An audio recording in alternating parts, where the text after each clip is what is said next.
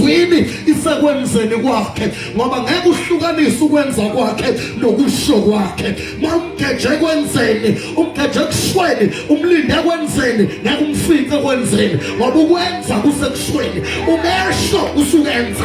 Noma amazwi ubamba ukwenza, ngoba ukwenza kwakhe usemazwini, wenza ngokusho. Wenza ngokusho, wenza ngokusho, wenza ngokusho, wenza ngokusho. When you receive ukusho kwakhe, you are receiving ukwenza kwakhe. When you believe his saying, you shall see his doing. iBhayibheli uthumela izwi aphilisa izifo zethu. He sends his word and heal our disease. Umesho usukenza. Uma ubamba ukusho, ubamba ukwenza. Maria wathi makuphela iwayini wathi umsana banza khathazela na intoni ayenza kodwa ngoba manje mbambe kushweni ngisuke senibhalanse noma intoni lalani bazalwane. Isifo sebandla likaNkulunkulu umeqo, ibandla lequkusho.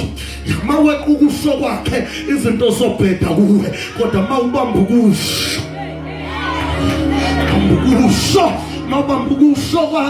you are carrying power, because his power is in his word. Ucabanga ukuthi uyadlala yini umethe uphakamisile izwi lakhe ngaphezu kwegama lakhe? Phakamisile izwi lakhe ngaphezu kwegama lakhe. Mawubambe izwi lakhe, ubambe lokho okuphakanyisiweyo. Uyalithemba, uyalikholelwa izwi lakhe ukuthi alibuyele emuva lingawenzanga umsebenzi. Kanjengemvula ingasinga umandlisanga umhlabathi, kanjalo namazwi akhe awabuye olebrekedosina mama. When he speaks it does. When he speaks he creates. When he speaks he reveals. When he speaks he promotes. When he speaks he blesses.